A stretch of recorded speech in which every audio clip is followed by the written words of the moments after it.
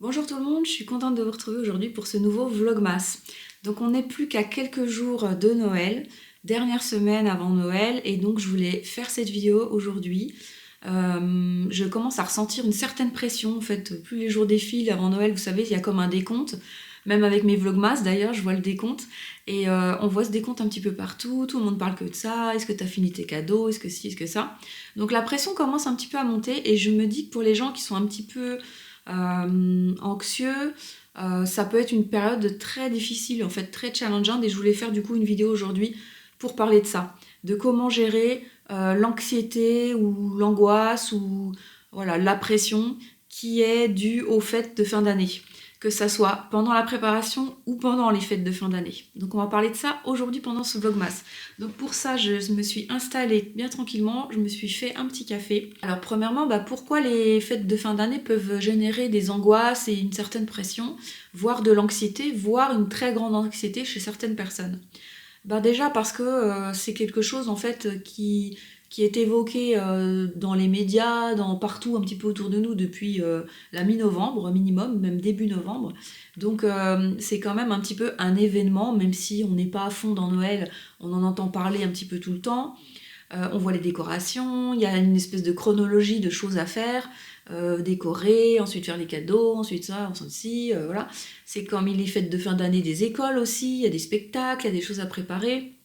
Il y a aussi une période, c'est une période d'examen aussi, pour pas mal d'étudiants. Moi par exemple j'ai des enfants qui sont étudiants, donc soit ils sont en examen en ce moment, soit ils sont en examen au mois de janvier, donc c'est pas forcément une période ultra relax pour eux. Pour les personnes qui préparent les fêtes chez elles, qui accueillent du monde, il y a tout l'aspect un petit peu repas, qu'est-ce qu'on va manger, combien on va être, est-ce que telle personne va aimer tel plat, etc. Donc ça peut être aussi une grosse pression. Et puis il y a les cadeaux à préparer, donc on a envie de faire plaisir aux autres, d'offrir le meilleur cadeau pour la personne, et donc il y a toute cette réflexion un petit peu. Donc moi par exemple dans ma famille et dans la famille de mon mari, on fait des tirages au sort, donc on ne fait pas des cadeaux à tout le monde. Voilà, depuis quelques années on fait ça, mais c'est vrai qu'on se dit alors du coup j'ai tiré telle personne, est-ce que cette personne, qu'est-ce que je vais lui offrir, est-ce que ça va lui plaire, etc. On est quand même en train de penser souvent à ça, même si c'est agréable. Il y a quand même une petite charge mentale en fait pour tous les aspects que je viens de citer qui se met en place petit à petit sur ces jours avant Noël. Pendant la période de Noël, on réfléchit aussi aux fêtes et on se dit tiens, on va peut-être voir des personnes qu'on n'a pas vues depuis longtemps, et ça peut être super positif comme pas du tout positif pour certaines personnes ou certaines familles. Il y a toute une partie en fait Noël qui nous remet un peu dans notre rôle d'enfant, c'est-à-dire que vous voyez, le reste de l'année on vit dans notre famille. Donc je parle par exemple de ma famille, mon mari, mes enfants, donc ça c'est ma famille, donc c'est mon espèce de royaume où je gère un petit peu comme je veux, avec les valeurs que j'ai envie, etc. Donc vous c'est certainement la même chose, et puis au moment de Noël, on va aller retourner dans nos familles initiales, donc nos parents par exemple, nos frères et sœurs, etc. Donc il y a toujours un lien d'attachement avec ces familles-là, et c'est comme si ce lien d'attachement, c'est très difficile de le couper en fait du rôle qu'on a dans cette famille-là. Alors je m'explique, c'est de dire, quand je suis dans cette famille-là, je ne suis pas maman par exemple, je suis fille, je suis sœur. Voilà, c'est pas le même rôle que quand je suis dans ma famille de tout le reste de l'année où je suis épouse et mère. Donc là, je vais avoir un autre rôle. Et je vais me replonger dans ce rôle de fille et de sœur. Et ce rôle de fille et de sœur, je l'ai plus vraiment au quotidien. Donc il y a des liens d'attachement qui sont dans cette famille initiale. Et ces liens d'attachement ont été construits quand j'étais petite, en fait, il y a très très très longtemps. Et ces liens d'attachement, ils sont toujours présents.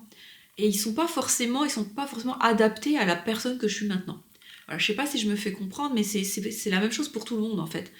Quand vous êtes la sœur ou la fille ou le frère, vous n'êtes pas la même personne que quand vous êtes le papa, l'époux, le compagnon, l'homme mature et adulte que vous êtes maintenant. Et donc ces liens d'attachement, quand vous retournez dans votre famille, je vais dire initiale, il y a parfois un masque qui se met en place, vous n'êtes pas vraiment vous-même, c'est difficile d'être vous-même aussi, c'est difficile de rejouer tout ça en fait. Parce qu'il y a des choses qui viennent se greffer, qui étaient là avant et qui reviennent se coller à vous et qui ne sont pas forcément agréables pour vous. Sans compter les familles dysfonctionnelles, il peut y avoir des familles dysfonctionnelles où les liens d'attachement sont carrément malsains, où l'équilibre il n'est pas bon, enfin où il y a des choses qui se passent dans ces familles-là, donc il y en a énormément, hein, des familles dysfonctionnelles. Pour toutes ces raisons, Noël peut être un peu compliqué. Il y a aussi les personnes qui sont tristes à Noël parce qu'elles ont perdu des êtres chers, et qu'à Noël, vu que toute la famille est réunie, on voit que ces personnes ne sont plus là, et c'est encore plus visible que d'habitude. Donc ça peut être un peu difficile aussi à supporter. Donc tout ça fait que les fêtes de Noël, c'est pas forcément facile, et qu'il y a beaucoup de personnes, moi en ce moment, que je vois au cabinet, qui sont très anxieuses, qui appréhendent énormément les fêtes de Noël, pour toutes les raisons que je viens de citer. Et elles se demandent pourquoi elles sont anxieuses, parce qu'elles me disent mais je comprends pas, en fait tout le monde devrait être joyeux, c'est Noël, tout le monde est content et moi je me sens pas bien.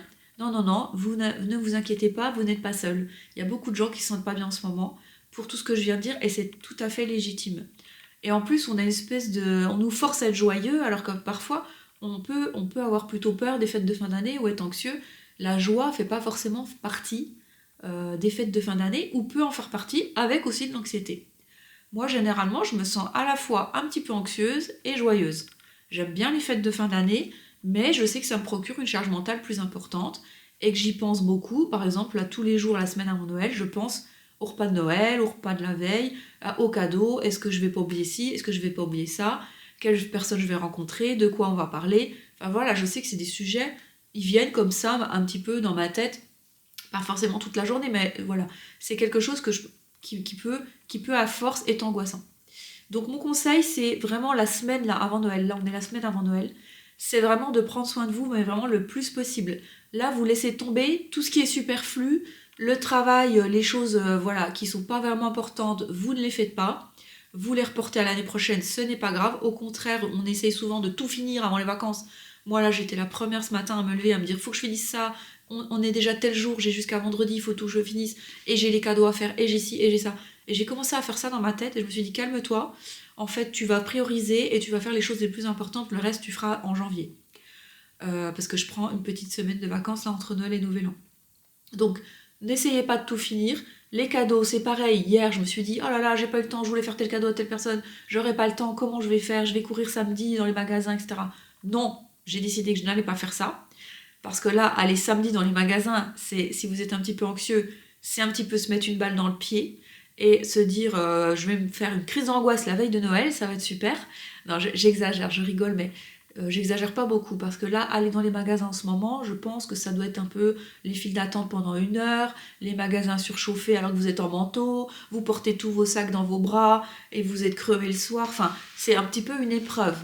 Donc, je me suis dit, non, non, non, il faut que je fasse autrement. Donc, par exemple, il y a un cadeau que j'avais prévu, je me suis dit, je change d'avis, je fais autre chose pour que ça soit plus simple pour moi, et la personne, elle sera quand même contente. C'est peut-être pas le truc le mieux que je pouvais faire pour elle, mais tant pis, j'en suis là, donc j'ai pas le choix. J'avais qu'à mieux m'organiser, voilà, je ne veux pas non plus sacrifier, on va dire, mon bien-être, et puis me mettre dans l'angoisse ou dans le mal, en fait, pour un cadeau, quoi. Donc voilà, regardez bien ce que vous pouvez faire pour simplifier au plus possible. Cette semaine, j'ai prévu aussi, vous savez, j'ai repris mon sport. Donc là, je vais en faire un petit peu tous les jours, parce que c'est la semaine avant Noël, et du coup, je veux absolument bouger un petit peu tous les jours pour ne pas justement être dans un système nerveux qui serait tout, figé. Vous savez, pour le système nerveux, ce qui est bien, c'est de bouger son corps, de respirer, de faire de la méditation. Donc là, c'est le moment, là, cette semaine, d'y aller dans toutes ces petites choses qui vont vous faire du bien. De prendre des bains, de vous coucher tôt, de bien manger cette semaine, de ne pas manger toute la semaine du gras et du sucre. Essayez de manger équilibré pour vous cette semaine. Pas forcément un régime, pas dans le but de ne pas grossir, c'est dans le but d'avoir un système nerveux régulé. Et de ne pas le mettre en surcharge, de devoir traiter plein de choses, plein d'informations, plein d'aliments digérés, beaucoup d'heures éveillées et pas beaucoup d'heures de sommeil pour récupérer. Vous voyez, moi en plus, je parle du nez là, je suis tombée malade hier. Donc c'était l'alerte de mon corps pour dire attention, là tu vois, t'as le nez bouché, tu commences à tomber malade, c'est pas la peine de continuer cette semaine à fond la caisse et d'arriver au fait, mal dans ma peau et mal dans mon corps. Le jour des fêtes de Noël, j'ai fait ça déjà avec plusieurs clients. faites une préparation mentale si c'est difficile pour vous de rencontrer les personnes que vous allez rencontrer.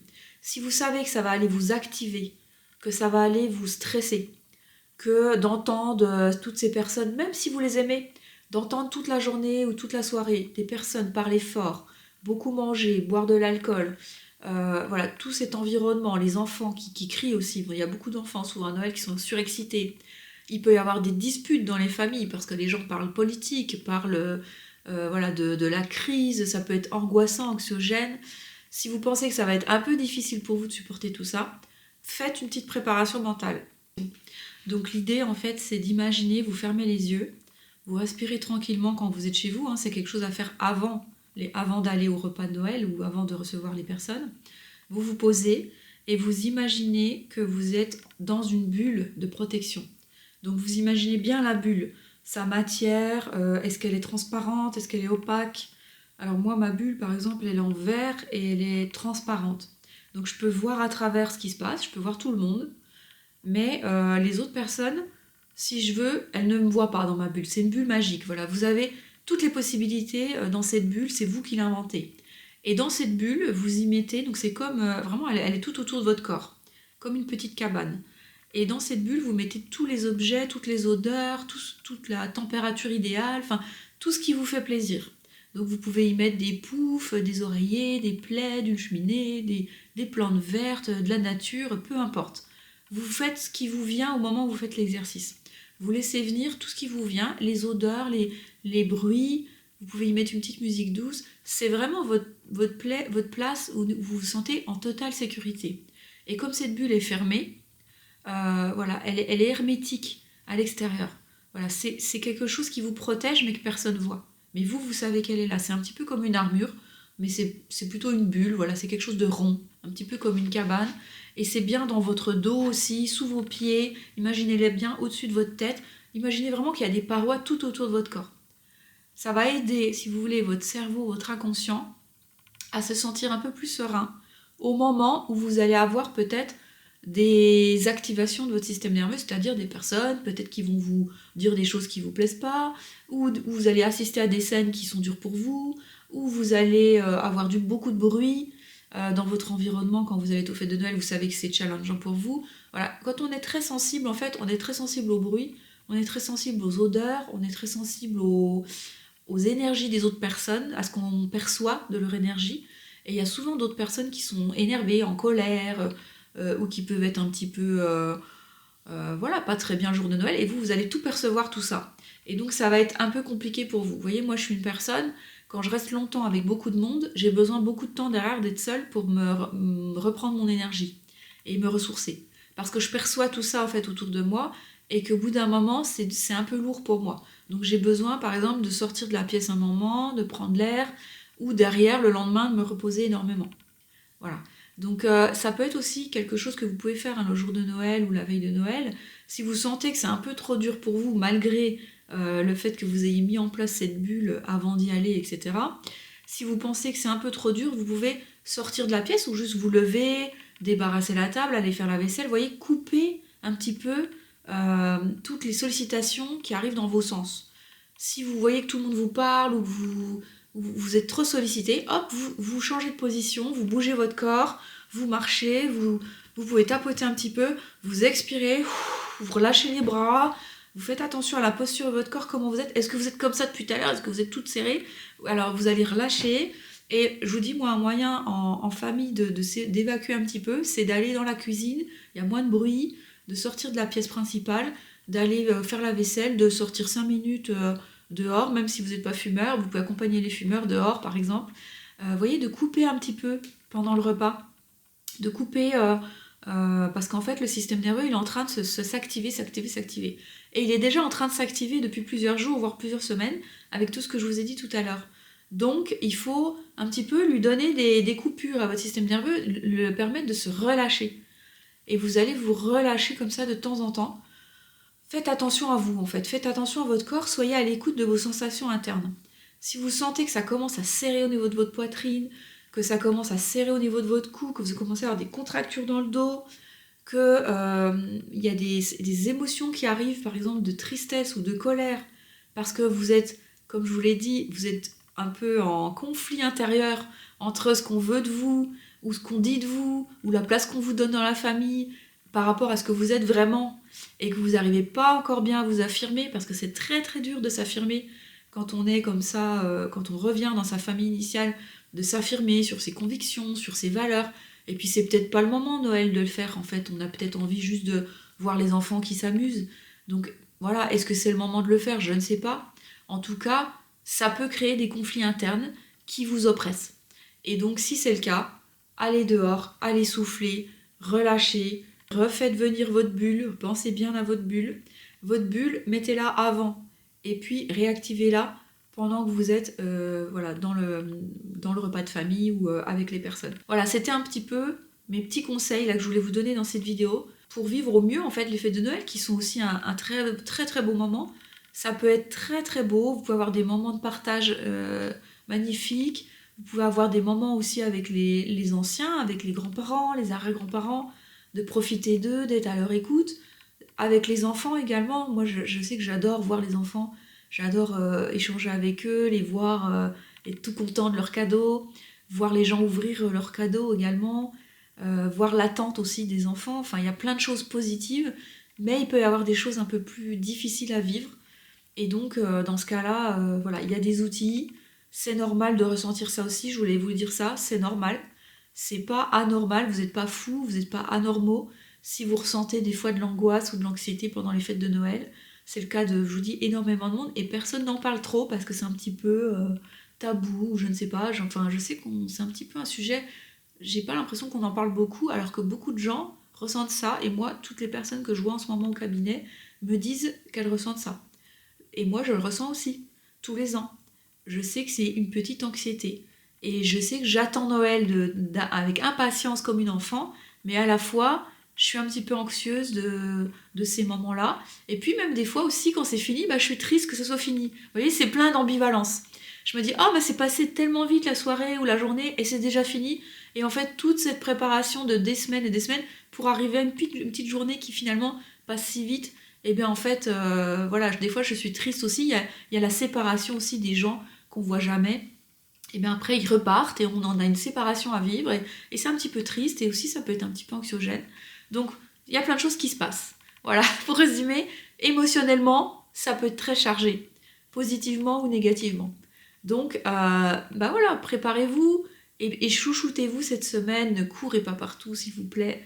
Faites le maximum pour prendre soin de vous, même si je sais que c'est difficile parce qu'il y a les courses de dernière minute et tout, mais ne vous mettez pas la pression de toute façon. Quoi que vous ayez prévu pour les personnes, elles seront contentes puisqu'elles vous verront. Elles seront contentes de vous voir. Donc c'est ça le plus important. Le repas, les cadeaux, c'est pas le plus important. Le plus important, c'est d'être disponible dans son cœur et dans sa tête et le plus en forme possible pour pouvoir partager les moments avec les autres. C'est pas d'avoir fait la meilleure dinde ou la meilleure entrée ou etc. ou le meilleur cadeau. C'est vraiment plutôt le partage. Le partage, d'être là en fait, d'être là, vraiment là, de profiter du moment présent. Donc profitez du moment présent et observez votre corps, observez aussi les autres personnes autour de vous. Les autres personnes peuvent être en difficulté, donc observez-les parce que parfois vous pouvez leur donner un coup de main aussi si vous voyez qu'elles sont pas très bien, qu'elles ne parlent plus par exemple, ou qu'elles sont pas comme d'habitude. Vous, si vous êtes sensible, vous allez tout de suite le percevoir, donc allez leur parler, proposez-leur voilà, d'être un petit coup vers elles, voilà, demandez-leur si elles ont besoin d'un câlin. Voilà, soyez là pour les autres, c'est ça le plus important à Noël. Pour moi, c'est ça l'esprit de Noël. C'est de s'assurer que tout le monde va bien et que si tout le monde ne va pas bien, faire au mieux pour que tout le monde aille le mieux possible. Et être là pour les autres. Que ça soit pour elles, vous voyez, un petit mot des fois, un petit geste, un petit mot, pour une personne, ça peut changer toute sa soirée, toute sa journée. De dire, elle m'a vu, elle a vu que j'étais pas très bien, elle est venue me voir, elle m'a parlé, ça m'a fait du bien, elle m'a proposé d'aller prendre l'air. Vous voyez, un enfant qui est triste parce qu'il n'a pas eu le jouet qu'il voulait, ou d'aller le réconforter. Il peut y avoir des enfants qui sont tristes aussi à Noël, ou des gens qui sont tristes parce qu'ils pensent à quelqu'un qui a disparu, bah, d'aller se souvenir un petit coup de cette personne avec lui. Il y a plein d'occasions pendant les fêtes de se rapprocher en fait des gens qu'on aime et de leur montrer qu'on est là pour eux. Donc c'est ce que je voulais vous dire aujourd'hui. Donc prenez bien soin de vous et je vous dis à demain pour un nouveau Vlogmas.